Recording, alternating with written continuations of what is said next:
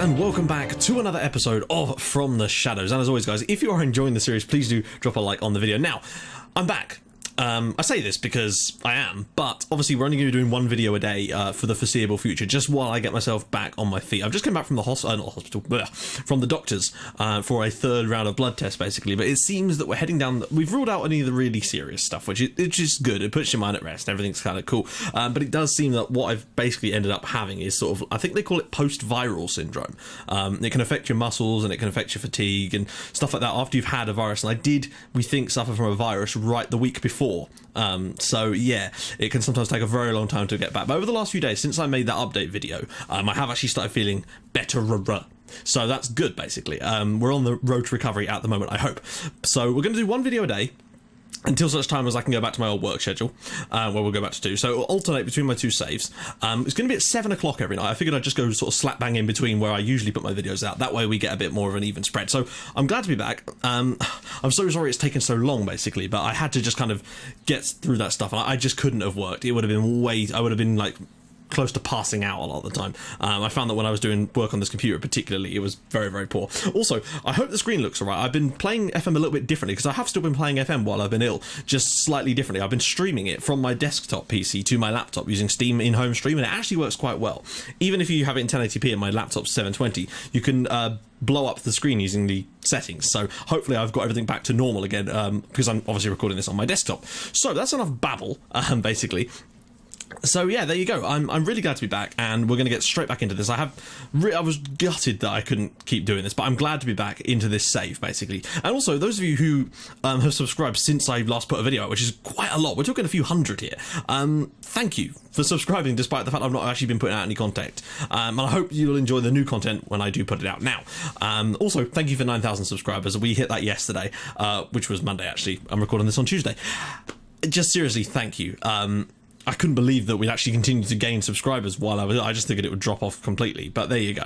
So also, I'm going to do a question of the day. We've not done this for a little while. I'm just going to go with a nice simple one. What's the favourite country you ever visited? Apologies if my voice is a little bit funny today. Favourite country you've ever visited? Now, I've not really been to many countries myself. Italy, France, Belgium, Scotland, Wales, do they count?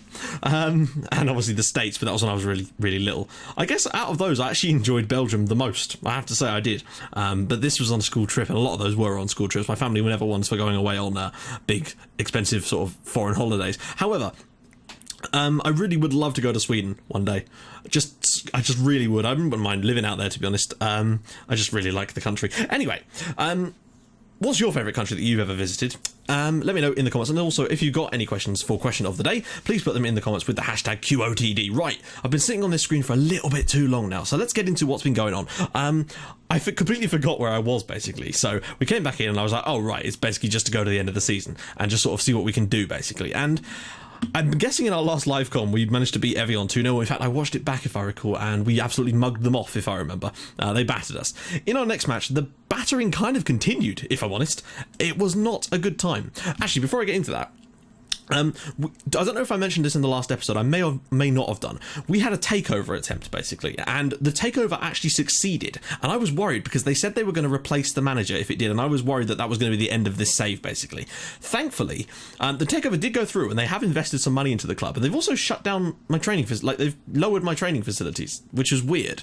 I don't understand why they did that, because they invested money and then put my training facilities down, so I'm going to have to try and get that back up again.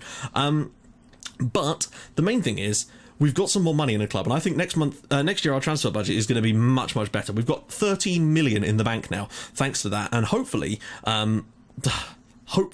we can have a decent transfer over the summer and get some really good players in the start of the next episode. So we started off against Olympique Marseille, who are a very good side, it has to be said, and we did not deserve anything from this game. Alberto Cherry did actually give us the lead on 6 minutes, though, with a rare opportunity for us. It was a great header from him.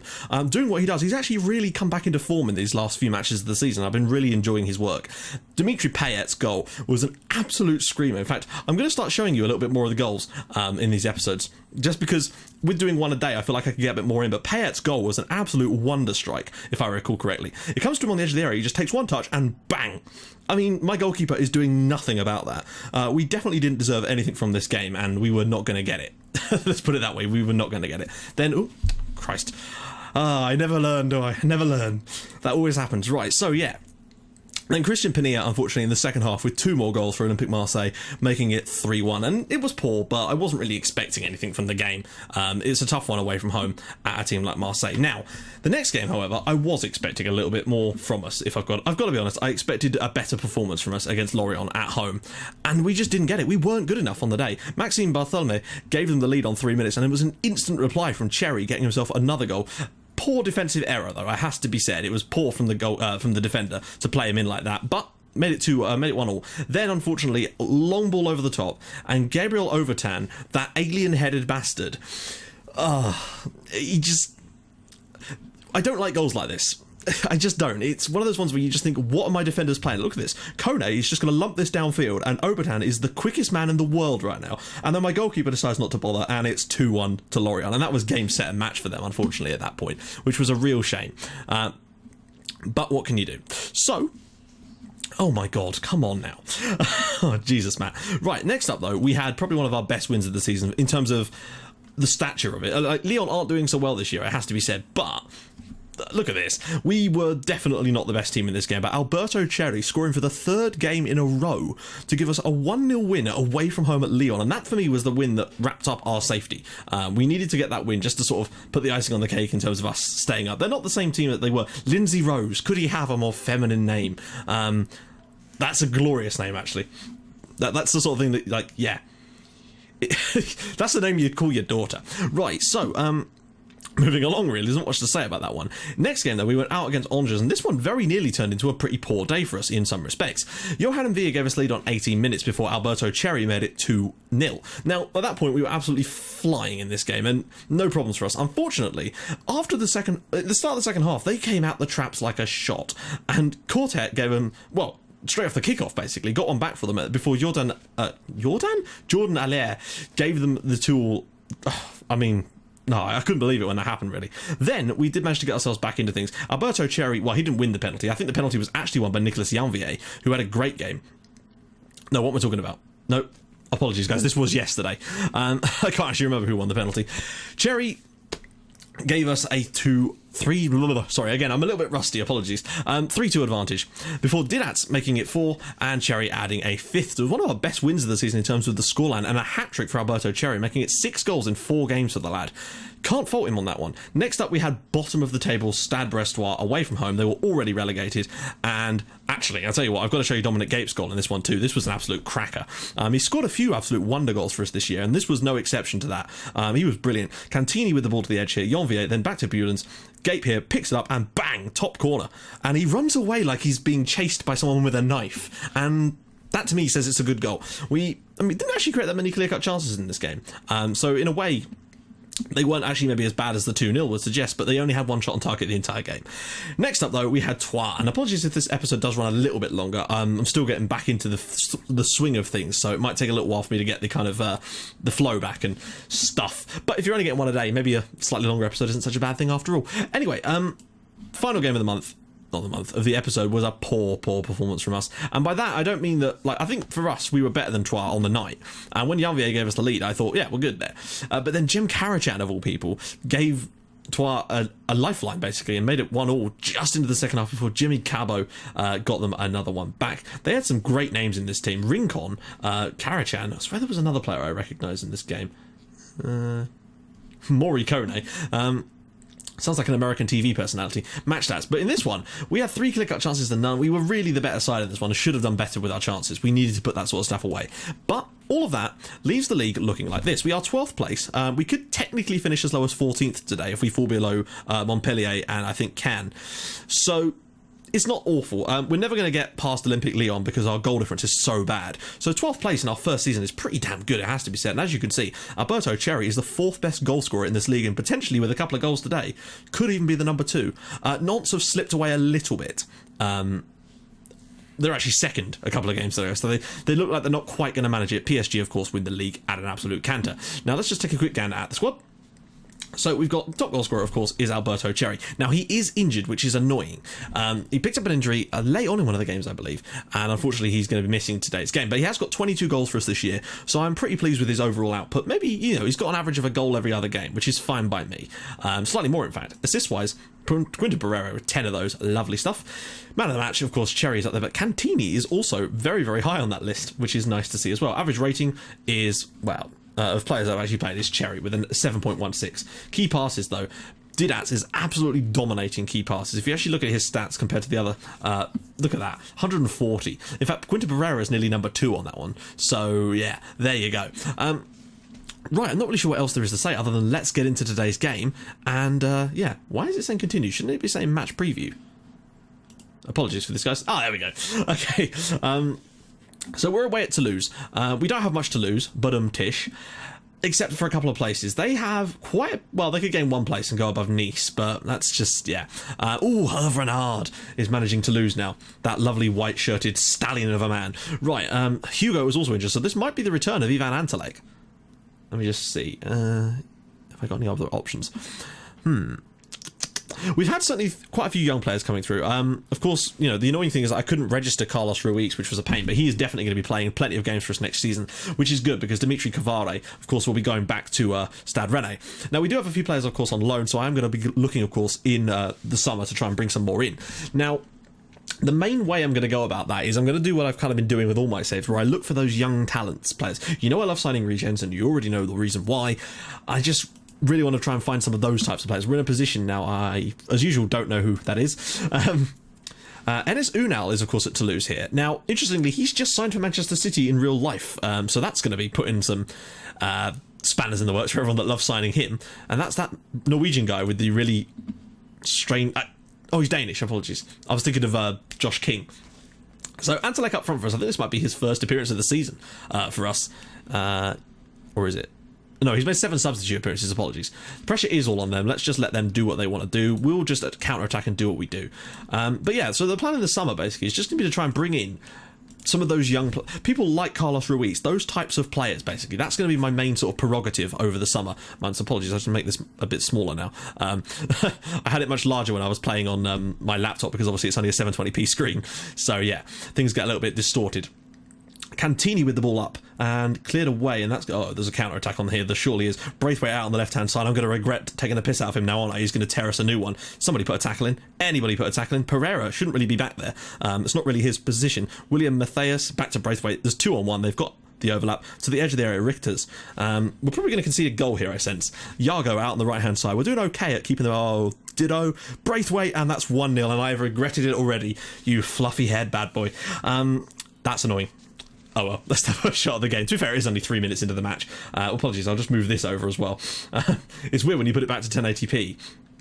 Well, not 1080p. I had it set to 125% zoomed in, rather than adjusting the actual, that's usually what I have it on, isn't it? Oh dear, goalkeeper didn't even dive. But we're not expected to win this one, I wouldn't have thought. But, we'll give it a crack. We've had some surprise performances lately. Braithwaite again, please don't let him score another one. Enes Unal, ditto. Oh, that's a lovely piece of football. And it's 2-0 to Toulouse, and looks like we're destined to lose this game. I've got to stop making jokes like that. It's so easy. It's just so easy. But yeah, we're going to be trying to sign some sort of young talent, basically, as they kind of develop. I don't want to have to go out and sign like £7-8 million players, because I want to try and... I like bringing players through, as you well know. It's just one of those things I enjoy doing. Plus, it means that we get to make money out of things if we do have to sell players later on. And it means that we get to sort of watch the team develop. Oh, my life. We have not started this game well at all. Toulouse have been all over us. We're not getting much possession.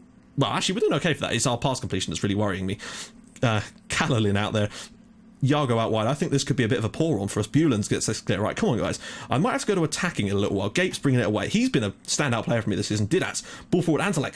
Round the corner for Pereira. Go on, son. There we go. 2-1. We're back in the match. Don't think we really deserve it at this point, but Quinta Pereira, only his 2nd goal of the season. Looking forward to keeping track of Paris FC next season in real life, because, of course, they're up into a Ligue 2 now, and I hope that means that I'll be able to get a shirt, because I really, really do want to get a Paris FC shirt, or at least a scarf, I would absolutely love that. What I'd like to do at the end of this save at some point is maybe get a Paris FC shirt with, like, the favourite... favourite player from the save as voted by you guys, maybe an Antelek. Of course he's missed it. And then maybe give one away as well. I don't know. We'll have to see if we can get hold of one, that is. Enes Unal. He's an absolute monster of a player, isn't he, really? He won't be at Toulouse much longer, I wouldn't have thought. I'm actually surprised he's still there right now. Braithwaite. We've got to go back, and we really... In all honesty, we've created 2 good opportunities, and we should be at 2-2 just based on those alone. Braithwaite's busting inside, and Sigrist is there to make the save. So, yeah, I would have enjoyed... Are we on, like, extended or something? Nope. Okay. Yeah, Braithwaite is causing us some problems. I think we probably don't deserve to be at 2-2, but given the chances we've had, we should really be. Antelek, I've got to feel that if that's Alberto Cherry or even Hugo, that's going in the back of the net. Let's face it. Let's move some of this stuff around. Oh, they've changed their system a little bit, I think. See what we got in the second half. I'm quite content to stick with what we're doing at the moment. It's only 2-1. If they score another one, we might have to throw on attacking. And then maybe a little bit later, but I'm not going to overdo it just yet until such time as it's necessary, because we still have this innate ability to sort of nick goals. Oh, wow, that's poor from us. Oh, I was going to say, you let him score at the near post there. You're a bad goalkeeper. Cantini with a long ball downfield. I was kind of hoping that would go over his head, but it didn't. Here we go. Didats into Gape. Oh, it's cleared downfield, and Enes Unal will bring this down, and they're going to catch us on the break here. Look at the space out wide. Mexer's brought him down there, and Gape. Now Didats. Is there a ball over the top? Didats. He's just going to run aimlessly down the wing and whip a wonderful ball in, perhaps. Didats' ball, and that's gone straight to Ahamada. I'm not really sure where the highlight was in that, or have we not yet got to the highlighted part yet? Oh, wow. What on earth are my defenders doing? How has he been allowed to do that, is my question. Oh, come on, man. Seriously? That was poor. I don't know where my right back was, because they just seemed to be able to play the ball into the space, and there was nobody there. And then 2 defenders come out to block him. He just comes inside. Great save from Sigrist, but unfortunately, from the ridiculously tight angle, the ball is put in the back of the net. Right, we may have to go attacking for the latter part. That being said, we're getting a little bit more ball and a little bit more pass completion going. I'm just curious to see if we actually are coming back into this match. And that goal was just against a run of play. It doesn't look like it, does it, lads? Right, we're going to go attacking. I might actually make my first change of the game here, just see if anyone really needs it. Gape's not had the best match so far. Is Villa available? He is. Let's bring Johan Villa on for Gape. Some of our defenders are not having the best games, particularly Cavare. He should have been in the right... Oh, that's surely outplay. What? Are you fucking... Oh, what a... The ball was about 2 yards away from him and he somehow controlled that. Did anyone else see that and think that was a little bit suspect there? He was nowhere near the ball and he somehow stopped it from going out, and now they've won a penalty. FM's back. Right, and looks like Gracia's going to get himself his hat-trick there, and it's gone straight through the goalkeeper. It's 4-1. That's a bit poor from us, really. Little bit aggrieved at the way that penalty was given, if I'm honest. I can't be asked to go back and find it in 3D, but it did look very suspect from up here. How close was Sigrist to getting to this? Oh, he's doing the grobbler wobbly legs. And that almost looked like it went through his body, if I'm honest, but whatever. This game is definitely beyond us now, it would seem. What a way to come back into YouTube. Yeah, Cavare is not playing well. Have we got a right-sided defender that we can bring on? No, we can't. Wow, he is having a piss-poor game. What other options have we really got here? Musavu King perhaps on for Oban. I might actually make a third substitution here. Who is Hassan Saidi? I feel like he's... okay, not much. Richard perhaps on for Didats? I don't know. Just try and freshen the legs up a little bit. I'm not really sure what other options we've got.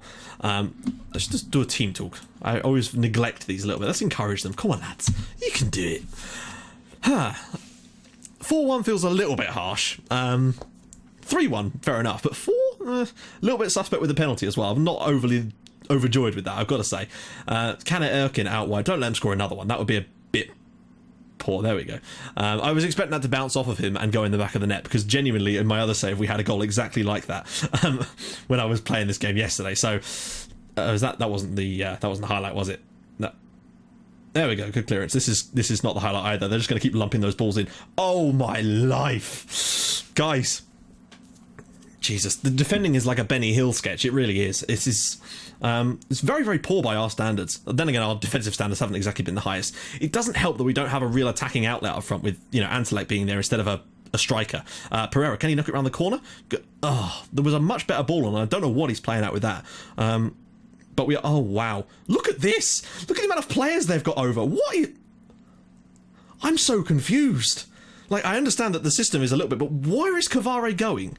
He seems completely oblivious to anything that's going on around him. It's like he's playing his own game. Antelek now, I don't know what's going on with them. Cantini whips it in. This is going to be a counter-attack goal, probably. Oh, it's in the back of the net. I don't know who scored it. It's going to be Antelek now, isn't it? It's Nicolas Janvier. Well done, son. 4-2 is a little bit better. We got a bit lucky with the way that ball ricocheted around, but I don't know what we've been doing defensively. Great header down from Mexer. Very unlucky from them in some respects there. And, Janvier with the good strike there. And Ahamada can't quite keep that out. It's a good goal from him, but, oh well, there was another one. It's going to be them, isn't it? I don't quite understand why Cavare is... I'm not entirely sure. Is it? Oh, I'll tell you what it is. It's because of the, me listening to my... It's because of me listening to my assistant. Sometimes that can pull players massively out of position, and that's definitely my fault. And Bulens. I don't know if that was even going in. 5-2. Bit poor from us, really, it has to be said, to finish the season with a 5-2 defeat like that. But, I don't know, I'm still pretty confident going into next year that with the right signings we can... Oh, damn it. Montpellier got a goal. Oh, Cantini has blazed that one over the bar. So there we go, 5-2 defeat. Not the best result in the world. Perhaps a little bit... we can fault them. They conceded 5 goals, lads. So, let's see. After that, we finished 13th in the end, which is a little bit disappointing to lose that one place, but I'll take it. Thankfully, hopefully the new board aren't going to be over-expectationous, which is a new word I've just invented. Hopefully they won't expect us to win the league next year. That's my hope, anyway. So, in the next episode, it's going to be a transfer window episode, which is always going to be fun. Plus, the fact that we've now got some extra money. I don't know what the transfer budget is going to be. Let's see if they tell us, actually. No, they haven't, have they? Oh, we've got even more money there. So there you go. I'm not sure if... No, it's a shame. But don't worry, you'll find out what we got in the next episode. Let's just take a quick gander, actually. No, it's still the same. So, if you guys like what you're seeing, please do drop a big like on the video. And if you've liked it even more than that, please do subscribe to my channel for more Outcast icons and From the Shadows in your inbox every other day for now at 7 o'clock. And hopefully, once I get back, we'll be right back to where we were again. And road to 10k, I suppose. Or you need to think of something to do for 10k at some point too, because we are hopefully going towards that within the next couple of months. So, if you've got any ideas for what we could do for 10,000 subscribers, or if we get there, then do let me know in the comments or even on Twitter. So, I will see you guys in the next episode for some transfer window goodies. I'll see you guys soon. Thanks for watching. Bye-bye.